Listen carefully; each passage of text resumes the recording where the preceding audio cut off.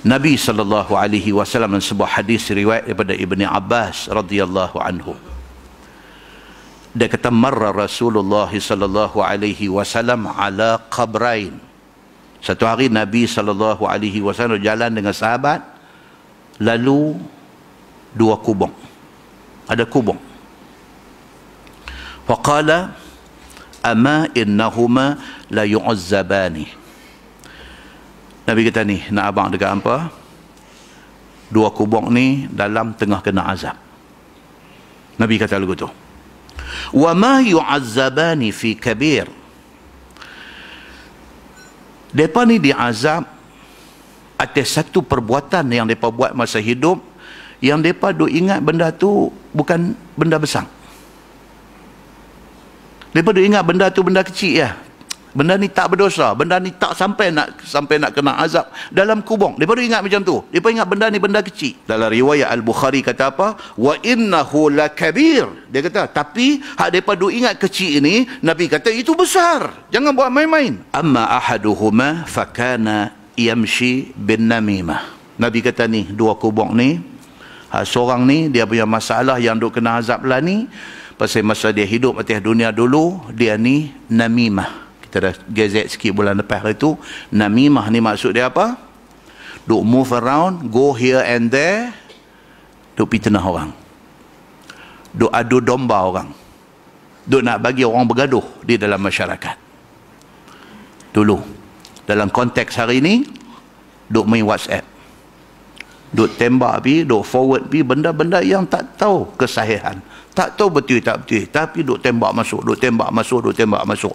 Kerana dia tolak pi, masuklah satu grup tu ada 200 orang, tiap-tiap seorang dalam 200 tu tembak pi dalam grup lain, lagi 200, lagi 200, semua tu nak menyebabkan dia kena siksa kubur. Kalau sekiranya benda yang dia tembak tu berupa fitnah dan tohmahan, dia dianggap sebagai orang yang buat fitnah. Namimah maksudnya apa? Duk pelaga orang, bagi orang bergaduh. Bahkanlah hadis Nabi kata apa? La yadkhulul jannatan namam. Nabi kata tidak akan masuk syurga orang yang duk buat kerja ni, duk pelaga orang, duk fitnah orang, duk bagi orang bergaduh. Dia tidak akan masuk syurga. Nabi kata, kalau sampai nak kena azab kubur, kalau sampai nak kata tak boleh masuk syurga, benda ni kecil ke besar?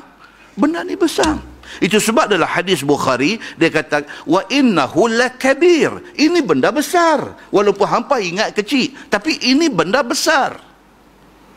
Tuan-tuan, ni kali yang keberapa ratus dah kita duk sebut ni. Bahayanya kita duk tolak benda-benda fitnah dalam masyarakat ni. Bahaya, tuan-tuan. Habanglah berapa ratus kali pun benda ni duk jadi macam itulah dalam masyarakat kita. Saya sendiri duk terima macam-macam. Saya sendiri. Hak mana yang kita tahu kata pasti benda tu tak betul, saya counter. Saya kata tak betul, yang ni yang betul. Oh, sorry Ustaz. Sorry Ustaz, yang tembak api berapa ramai dah tu. Oh tuan-tuan, jangan tuan-tuan. Jangan. Kita jadi muflis di hari akhirat esok. Tuan-tuan, sayang tuan-tuan. Main masjid, duduk, mengaji, dengar Quran, dengar hadis Nabi. Lambat mai hari Isnin, hari Khamis, kita puasa. Lambat mai hari Ashura, hari wukuf, kita puasa. Tengok-tengok kita duk buat benda ni, habis segala amalan kita.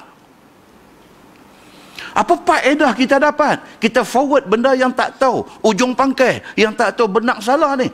Apa faedah kita dapat? Kita tak dapat apa pun. Kita syok sendiri saja. Yang akibat dia ni, hak Nabi duk cerita ni.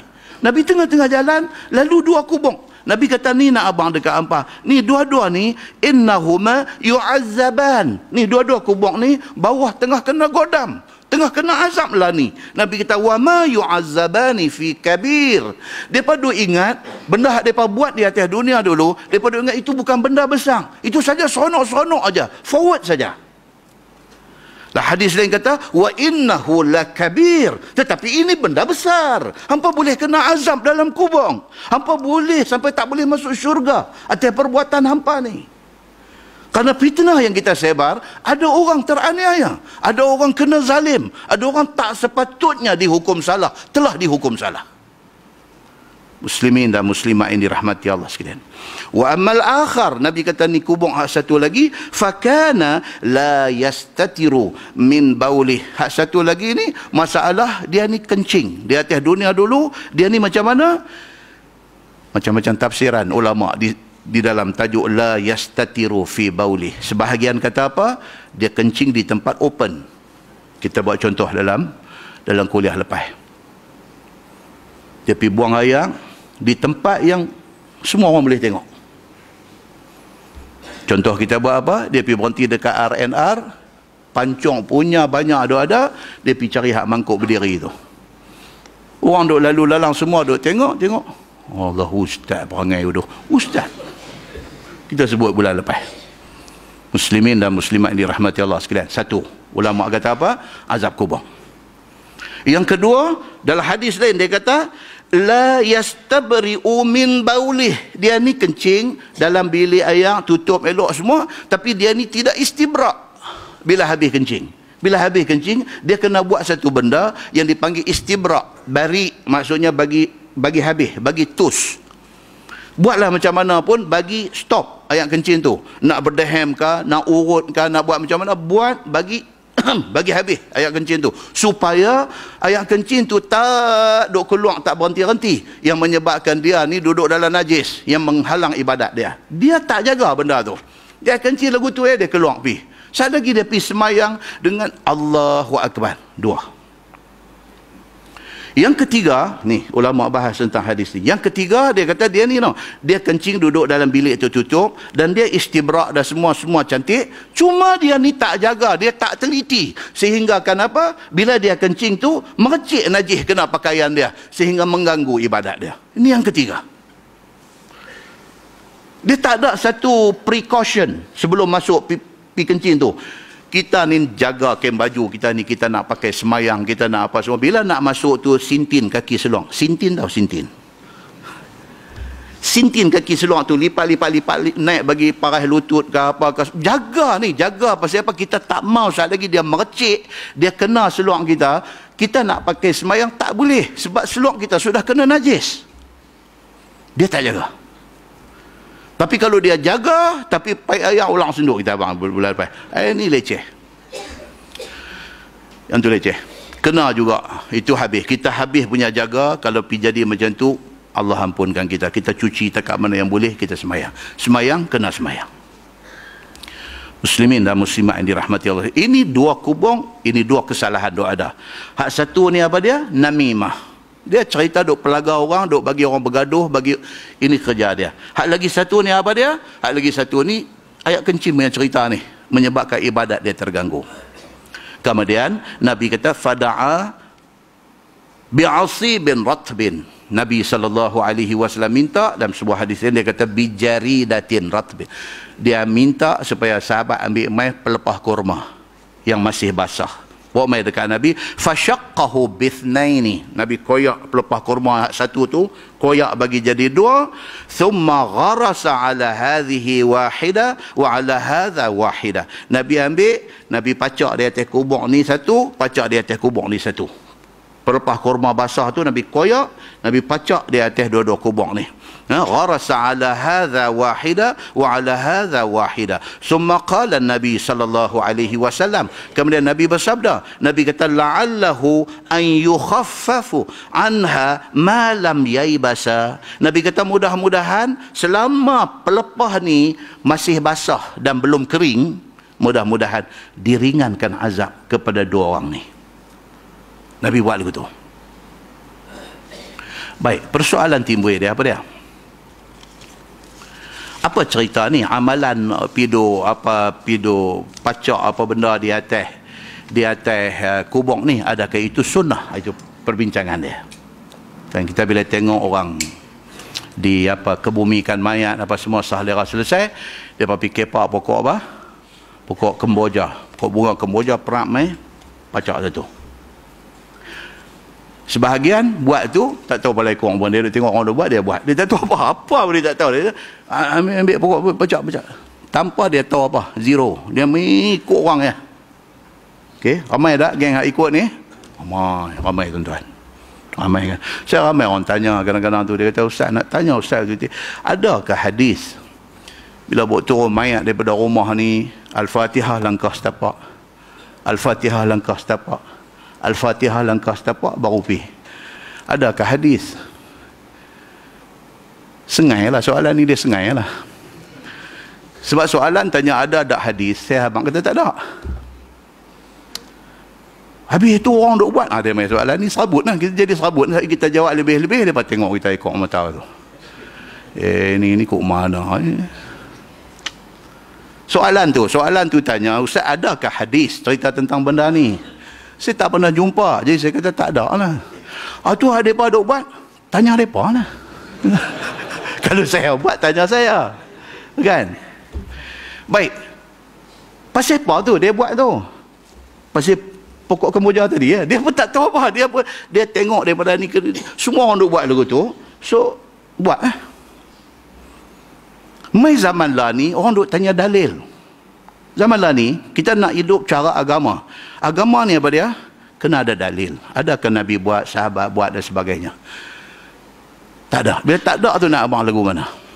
Kita tidak kata orang yang buat tu salah. Dia kata takkan baca Fatihah pun salah. Baca Fatihah tak salah. Baca lah. Dan yang duk pergi gear 1, gear 2, gear 3 tu tak tahu lah, tu kena tanya mereka lah. Sampai saya tengok ada satu mayat mai bawa dengan van, nak bawa pergi kubur, bawa dengan van sebab kubur jauh. Driver van pun lagu lepas brek lagu tu. Jadi bila benda macam ni orang tanya, kalau orang tak tanya tak apa, bila orang tanya kita ini susah. Muslimin dan muslimat yang dirahmati Allah sekalian, orang hari ni bila ditanya tak apa, ditanya habis Ustaz kalau kita tak buat tak apa ke? Kok suka kan? Muslimin dan muslimat yang dirahmati Allah sekalian, zaman makin berubah, orang makin nak tahu, orang makin nak satu-satu amalan biar dengan ilmu. So orang nak tanya, kita tidak boleh tahan orang daripada bertanya. Orang akan tanya, dan kita kena jujur dengan Allah dan dengan Nabi SAW. Ada, tak ada. Muslimin dan muslimat yang dirahmati Allah sekalian, pelepah ni tak habis lagi. Pelepah tadi Nabi koyak dan Nabi pacak. Timbul persoalan, macam mana cerita tu? Adakah kita hari ini bila ada kematian, selesai dikebumikan, kita ambil, sebab kita tak ada pokok korma, kita ambil pokok kemboja, kita pergi pacak. Adakah dengan memacak rantin pokok kemboja itu, syekh duduk dalam tu akan diringankan azab dia? Adakah macam tu? Wallahu a'lam. Wallahu a'lam. Itulah satu-satunya hadis yang cerita Nabi buat, dan tidak ada riwayat Nabi buat ke tempat lain, dan tidak ada riwayat menceritakan sahabat buat benda yang sama. Tak ada. Walaupun begitu, dia main macam tu. Walaupun begitu, Imam As-Suyuti, ini pun alim besar tuan-tuan, Imam As-Suyuti, dia kata apa? Perbuatan ambil apa-apa ranting dahan pokok yang hidup ni pi pacak di atas kubur, kata Imam As-Suyuti, itu sunnah. Dia kata. Apa alasan Imam As-Suyuti? Sebab ada hadis kata Nabi buat. That's it. Okey. Jadi cerita pergi ambil pokok kemboja, pacak dan sebagainya, masih ada sandaran lagi. Apa dia sandaran dia? Hadis Nabi ambil jaridah, pelepah kurma, Nabi pacak. Maka berdasarkan hadis itu, kita ambil dan kita buat. Kita niat kata ikut sunnah Nabi. Kata Imam As-Suyuti, itu perbuatan sunnah, dia kata. Habis itu, adakah selagi mana pokok kemboja tu masih lagi duk basah tak kering, dia akan diringankan azab? Wallahu alam. Imam Suyuti kata kita tak tahu, itu Allah punya urusan. Kita buat takat tadi ya, sebab ada hadis Nabi ambil pelepah pacak, kita ambil pokok-pokok apa-apa pacak. Dengan mengambil kira ayat Quran dan hadis yang menceritakan kata pokok-pokok ni bertasbih kepada Allah, mudah-mudahan ada kebaikan kepada dia. Dia kata ambil yang tu, kata Imam As-Suyuti. Okey, ada sandaran dia? Ada. Dan satu pendapat yang lain lagi, dia kata no, dia kata tak ada. Ini khusus untuk Nabi sallallahu alaihi wasallam saja. Nabi saja yang kalau buat tu diringankan azab. Lain daripada Nabi kalau buat tidak akan dapat apa yang keistimewaan yang dapat kepada orang tadi. Ini satu pendapat yang kedua. Baik, kita nak ambil yang mana? Mana-mana pun tak apa.